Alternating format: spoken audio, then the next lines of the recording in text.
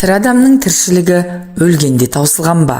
Бір айда қолға тиетін жалақым кешігіп, азық-түліктен қысылған соң, қорадағы тоқал ешкімді базарға шығаруға тура келген. Обалы не керек?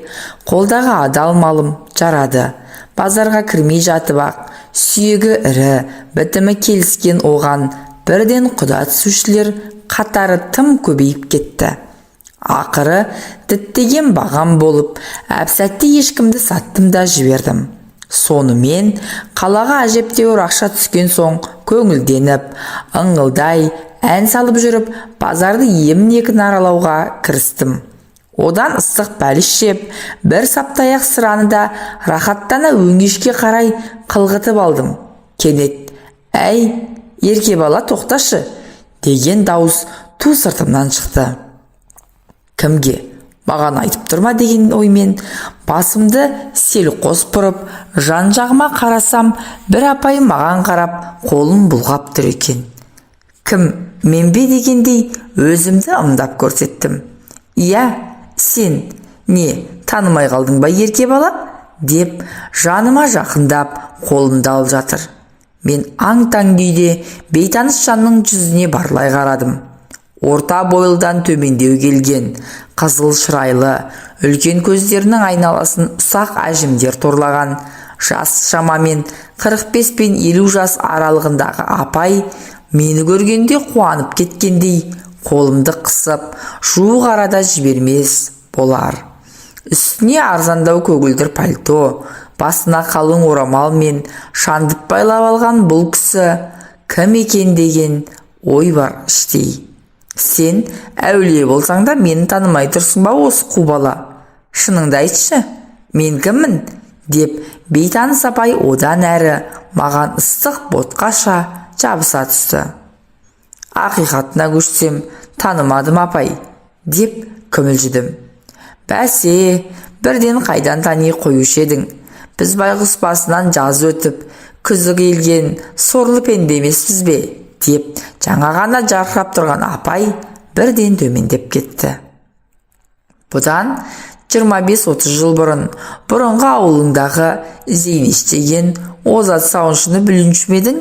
деді жүзіме қадала қарап. Зейнеш дейді.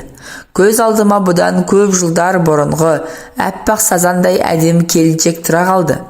Әсіресе адамды баурап алар сыңғырлаған әсем күлкісі құлағымда әлі жаңғырып тұрғандай. Кезінде үстіне ақ халат киіп, қолына шелегін ұстап, күлімсіреп түскен суретін аудандық газеттен талай көргенде болатынбыз. Ол кезде Зейнештің тек фирманың ғана емес, бүкіл ауылдың көркі болғанын қалай жасыра аларсың? Сіз Зейнеш апайсыз ба? дедім сасқанымнан тұтыңқырағандай үн шығарып. Шынымды айтсам, бұрынғы Зейнешті қазір қалай болса солай киінген кісімен онша айырбастағым келмей тұрғаны анық еді. Әй, қайран зымыраған уақыт-ай, ақыры дегеніңе жеткен екенсің ау. Сен таңдасаң да, таңданбасаң да, сол баяғы Зейнеш сұлу жеңгең мен боламын. Бұл жалған дүниеде бәрі де өзгереді екен. Бұрындары жас кезімде қартайған, қаусаған кемпірлерге неге осыншалық қартайып кеткен деп мүсіркей қараушы едік. Міне, ол жарықтықтардың да артынан бізде келеміз. Уақыт шіркін, бәріне де еміш екен ғой. Бір кездері жас жоқтай әп-сәтте талдырмаш бала едің. Енді қозғарын шығарып, шаштарын сиреп, сен де біраз жасқа келіп қалыпсың қайным. Өзгермеген тек көздерің ғана екен. Мен сені шынын айтқанда көзіңнен ғана таныдым. Зейнеш апай, асығыс болмасаңыз, мына асханаға кіріп тамақтанайық. Асықпай әңгімелесейік. Біз кездеспегелі қай заман, қай жерде тұрып жатырсыз? деп сұрақтарды бастырмалата жөнелдім. Жүр, кірсек кірейік. Жақсы көретін қайным шақырып тұрса, қалай отказ берейін? Ауылға 1 сағаттан соң көлік болады. Оған дейін біраз уақытым бар. Бүгінде сол Жуалы ауданында тұрып жатырмын қайным. Базар ішіндегі асханада адамдар аздау екен. Даяршы жігітке 2 лағман мен бір шайнек шайға тапсырыс бердім. Тентек суға қалай қарайсыз, жеңеше? Дедім. Одан әрі еріксіз қылмыс жасайтын адамша қипақтап түсіп. Оған кетер емеспін қайным. Сен шын ниетіңмен алам десең, ала бер. Кейде бұл бәлені түбін түсіре ішіп тастайтын да әдетім бар, деп Зейнеш жеңгей сылқ-сылқ күліп алды. Апырай, өзі қанша өзгерсе де, сыңғырлаған әдемі күлкісі сол күйінде сақталып қалыпты. Баяғы өзіме сондай таныс күлкі құлағыма майдай жағып барады. Бірақ қазір көп ішіп те жүрген жоқпын. Екеумізге 2 стақан алсаң жетеді, деді жөткірініп алып. Даяршы уақыт өткізбей біз тапсырыс берген тағамдардың бәрін алдымызға алып келіп қойды. Үйде келін бала бар шығар, қанша балаң бар, өзің не істейсің, деп Зейнеш жеңешем алдындағы лағманнан бір ұрттап қойып, маған сұраулы жүзбен қарады. Құдайдың берген 4-5 қара домалағы бар жеңеше. Келініңіз мектепте мұғалім болып істейді. Ал өзім ауылдағы әкімшіліктің есепшісімін. Әйтеуір біреуден ілгері, біреуден кейін деген ел қатарлы жүріп жатырмыз ғой. Ал жеңеше, мына ақаңды көп мөлдей бермей, алып тастайық, деп қаз қатар тұрған 2 стаканның бірін алдыма жақындатып қойдым. Не үшін ішеміз қайным, деп Зейнеш жеңешем маған күлімсірей қарады. Не үшін қалай? Жеңешесі мен қайнысының пәленбай жылдан кейін кездесу үшін ішпейміз бе? Пәленбай жыл дейсің, деп Зейнеш жеңешем ойланып қалды. 30 жылдай болып қалыпты ғой. Онда сен қанша дедің? 13-те болатымын жеңеше. Ал мен 28-де ғана едім ғой. Қайтейін, ойнап жүріп отбастым ғой. Кетпейін дедім, елдің өсегі жанымды қойды ма? 2 ортада қой аузынан шөп алмайтын Құдай қосқан қосағым ынтықбайдың әруағын қорлап кеттім ау. Мен жақсы болғанда, адал болғанда оның аты өшпес еді ау. Қазір кім тұрып жатыр біздің үйде? Білмеймін, Қарақалпақстаннан келген оралманда тұрып жатыр ау шамасы. Ауылды еске алсам, ет бауырым езіліп кетеді, деп ол кісінің даусы дірілдеп, көз жасы мөлтілдеп шыға келді. Қайтейін, бәріне өзім кінәлімін. Атың өшкір Тайлақбаймен байланысып нем бар еді. Оның көкбетті олай елі, шашымды жұлып, жерге аунатып, бетімді тырнаса да, жеңіл жүрісімді тия алмадым емес пе? Ақыры не болды? Ел жұртқа, ағайынға таза масқара болып, бір күнде үдере көшіп кеттім. Ал Тайлақбай тірі ме өзі? Деді Зейнеш жеңешем бет жүзін жайлап кеткен көз жасын қолының сыртымен сүртіп жатып. Тірі, бірақ қол аяғы жансызданып сал болып қалған. Әйелі күн бермеген соң Жыңғылсайдағы әпкесі алып кеткен. Қазір Жыңғылсайда шығар. Ал әйелі қайда? Әйелі қайда болушы еді? Үйінде. Бақуат тұрады. 2 күйеу баласын қыздарымен қоса малына салып қойған. Ашуы келсе, күйеу балаларында аямай сабайды деп айтып жүр ғой жұрт. Құрысын, атын естісем жүрегім зырқ ете қалады. Шашымды бір уыс қылып жылып, бетімді аяусыз тырнаған жауыздығын өлгенше ұмыталмаспын. Ал жеңеше, мына ақаңды алып жіберейік, деп мен сөз арасын басқа бағытқа бұрып жібердім. Ішіне запыран толып, көп жылдардан бергі кездесу Зейнешті сірә қатты толқыттырып жіберсе керек. Тыжырынбаған күйі үлкен стақанды қотара төңкеріп тастады. Үн-түнсіз кеспестен еті көп сорпаны сораптай ішіп отырмыз. Шынымды айтсам, арақтың қызуы бойымды балқытып барады. Ойыма бұдан 30 жыл бұрынғы өзім куә болған оқиға түседі. Бірақ қызығы артта, қаншама жылдар өтсе де, санамда еш өзгеріссіз сол оқиға өшпестей жазылып қалыпты. Қазір ғой, жау ұшақтары бейне бір бомбалап тастағандай, әр ауылдағы ферма, гараждардың тып-типыл болып өтпелі кезеңнің ықпалымен қолдан қирап қалғаны. Ал ол кезде колхоздағы мал фермалары қысы-жаз жұмыс істеп тұратын. Түнге қарай электр шамдары саумаладай жарқырап, еңбек қарқыны еш уақытта бәсеңдемейтін. Біздің ауылда кезінде сиыр сауатын, бұзаулар тұратын фермалар болатын.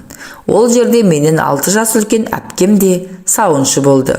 Ол кезде мен 7-ші класста оқитынмын. Қолым сабақтан босағанда фермаға келіп, әпкеме жәрдем беріп тұратынмын. Сиырлардың шөбін салсам, малын шығарам. Ферманың өзі біздің үйден 10 қашық болмайтын. 200 метр жүрсең болды, сарайға адаспай аяқ тірейсің. Зейнеш жеңешейде фермада сауыншы болатын. Жаңа әңгімеміздің басында айтып өттім ғой, оның озат сауыншы болғанын. Суреті колхоздың құрмет тақтасы мен газеттен түспейтін. Өзі де сол кезде әдемеді. Қарақаттай мөлдір көздері жәудіреп, қою қара шашы ақ қалатының сыртына шығып, өзіне сондай жарасып тұратын.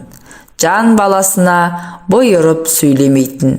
Бар жұмысты күліп жүріп өз тындыратын Зейнешті ферманың бәрі жақсы көретін.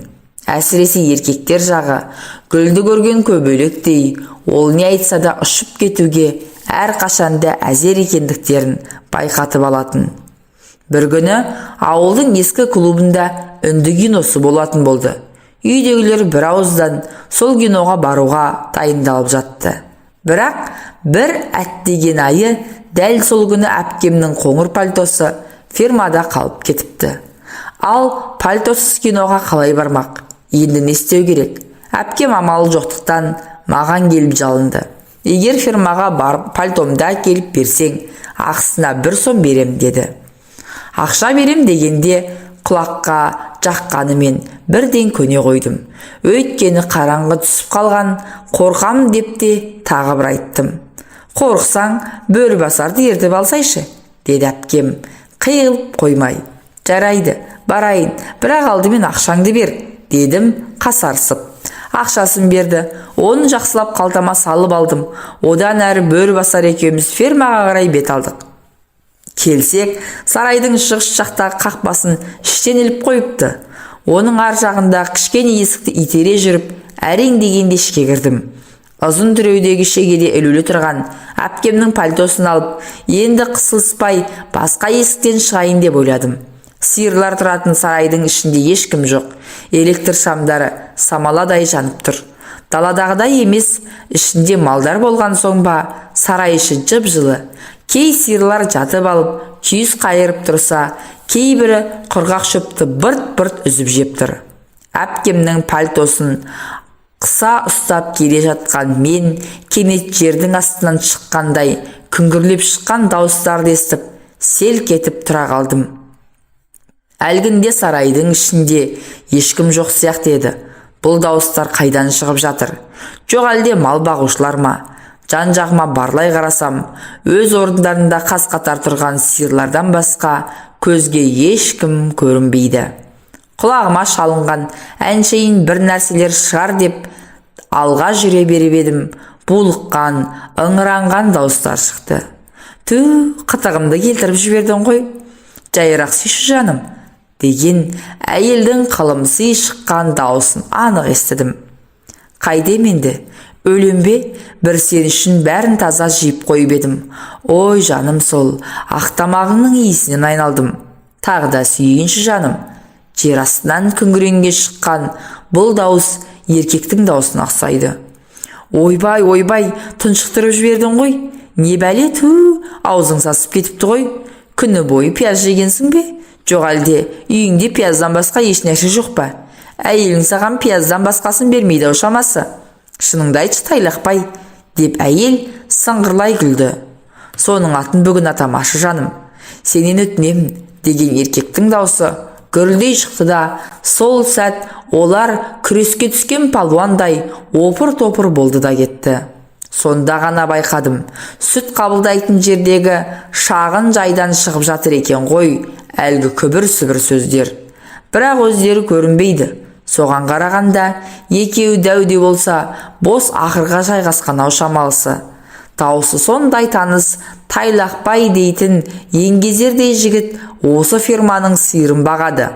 Ал қасындағысы Зейнеш сияқты, өйткені сыңғырлаған әдемі күлкісі құлаққа сондай таныс. Тоқташы енді жаным, Жыртасың ғой, сәл шыдай тұршы. Не болды соншама? Бұл тірліксіз-ақ көңілді жатуға болмай ма? Обязательно осыған баруымыз керек. Әйел шамалы бұлқынғандай болды. Өмірдің бар қызығы осында болып тұрған жоқ па? Жаным-ау, сенің әрбір қылығыңды көз алдыма елестетіп өлетін болдым ғой. Болшы тезірек, шыдай алмай өліп барам. Тайлақбайдың қазандай басы сол сәт ақырдан көрініп барып жоқ болды. Өліп бара жатсаң, әйелің бар емес пе? Ол әйел емес, әншейін тасмола ғой. Айтпашы соны, жаным.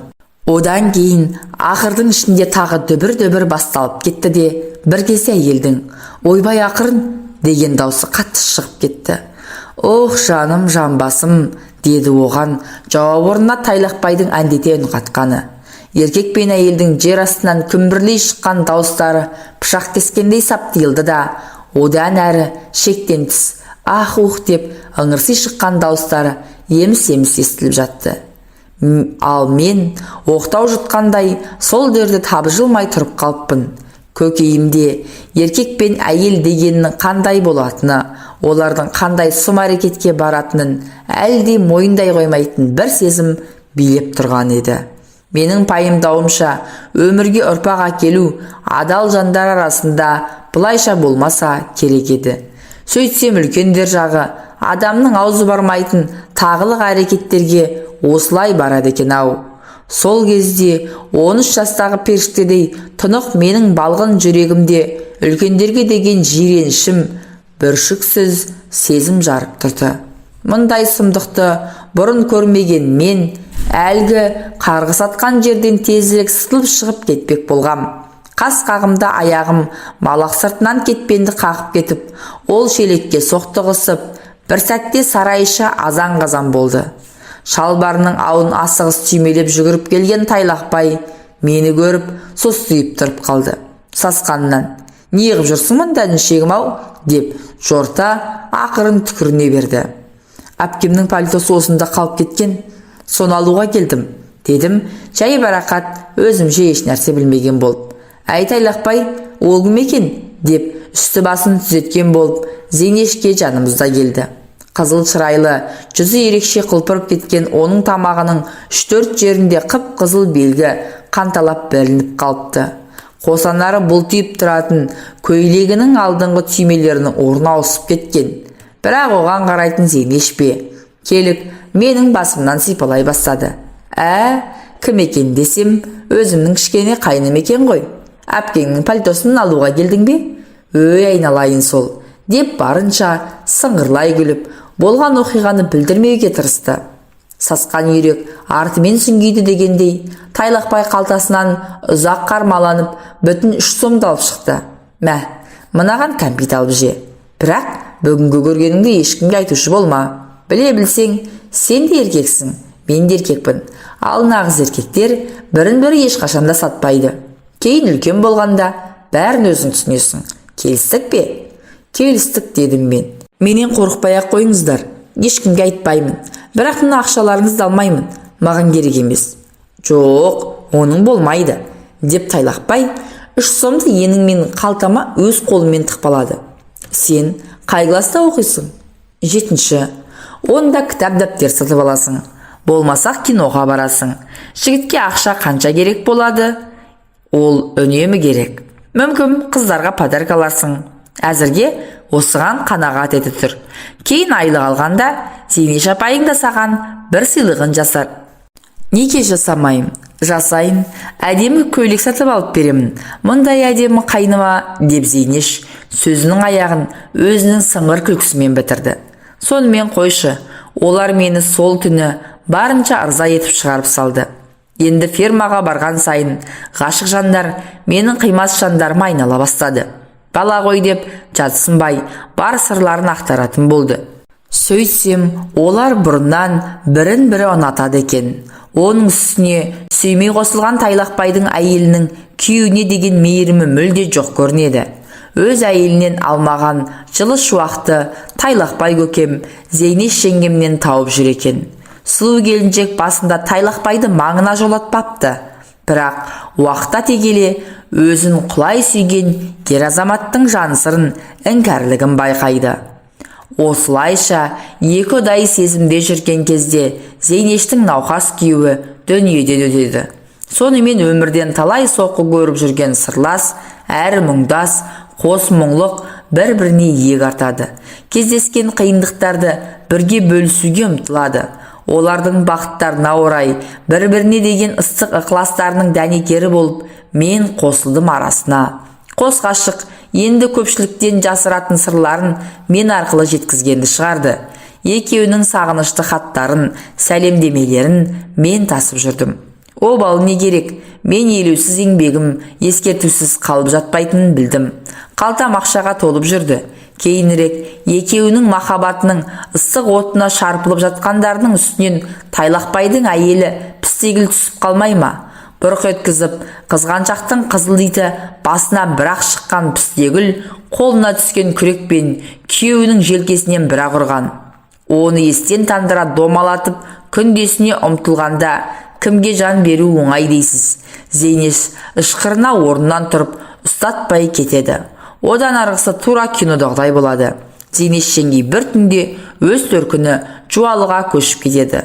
Ал әйелінен оңбай таяқ жеген Тайлақбайдың одан кейінгі тағдырын адам баласының басына бере көрмесін. Бұрыннан ит пен мысықтай болған олардың тірліктері одан кейін мүлде қабыспай кетеді. Күрекпен ұрып, желкесін шығарғаны аздай, пістегіл 4 інісін ертіп келіп, күйеуін өлімшетіп сабатқызады. Осы соққының әсерінен Тайлақбай ақсап қалып, кейін мүлде жүре алмай, сал болып қалады. Тамақты бірде беріп, бірде бермей, пістегіл есіл азаматты әбден қинайды. Ақыры жыңғылсайда тұратын әпкесі өз бауырын қолын алып, өзімен бірге алып кетеді. Міне, содан бері біраз жылдар өтті. Пістегілдің күйеуінің артынан іздеп бармағанына. Жуалы жақта сауыншы болдым, дейді менің ойынды көп дөп басқандай Зейнеш жеңгем. Бірақ ол жерде дәл ауылдағыдай құрметке жете алмадым. Оның үстіне өз төркініңде бәрі алақандағыдай көрініп тұрады. Сәл көзге түссең болды, өсекке қаласың. Бағымды сынап, 2 рет тұрмысқа шығып едім, жолым болмады. Сосын болмаған соң қайтыс болып кеткен анамның отын өшірмейін деп қара шаңырақта тұрып жатырмын. Бір өзім тұрғанша елмек болсын деп Вановкада тұратын үлкен әпкемнің қызына асырап алғанмын. Шамамның келгенше ол қызды оқыттым, шоқыттым. Бірақ жұмыс істеуге мұрша бермей, Ақбиіктің жігіттері алып қашып кетті. Ертең Құдай қаласа соның тойы. Құдалығымен қоса шақырыпты. Соған анау-мынауды қарыштап жүрмін. Сені базарда кездестіріп, жастық шағым көшіп кеткендей қуанып отырғаным осы еді қарағым. Міне, бір кездегі сұлу жеңешеңнің өмір тарихы осылай қайным. Сіздің әңгімеңізден кейін әлгішкен арағымыз бойымызға жұқта болмай қалды ғой. Тағы бір қайталап жіберсек қайтеді жеңеше, дедім мен де ауыр ойдың қыспағынан қалай құтыларымды білмей. Қайталасақ, қайталайықшы. Тіпті айғыр стаканға тапсырыс берсең де болады. Енді маған бәрібір. Бүгін ішпегенде қашан ішеміз. Жуалыға жеткенше тарап кетеді. Ақыры болары болды ғой. Мен даяршыға тапсырыс бергенше, тыстан қалың киінген 2 келіншек біз отырған асханаға кіріп келді. Түу әпкей, қайда жүрсіз? Сізді іздемеген жеріміз қалмады ғой. Болыңыз тезірек, газель келіп қалды. Жүктерді ішке тиеуіміз керек. Қазір сәл күте тұрыңыздар. Мына ағайыным жолығып қалып, енім-ай, әкелсеңші тезірек жаңағыңды.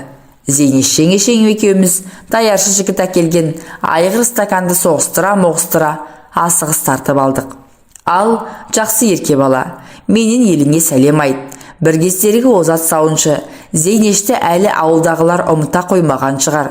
Өзің қайда жүрсең де аман бол, деп маңдайымнан сүйіп, асыққан күйде кете барды. Қоштасар сәтте даусының дірілдегенін де, көзінен іркілген бір тамшы жасты да байқап қалдым. Күтпеген кездесуден менің де көңіл күйім нілдей бұзылып сала берді. Сіз де қайда жүрсеңіз аман болыңыз, Зейнеш жеңеше, дей бердім, іштей күбірлеп.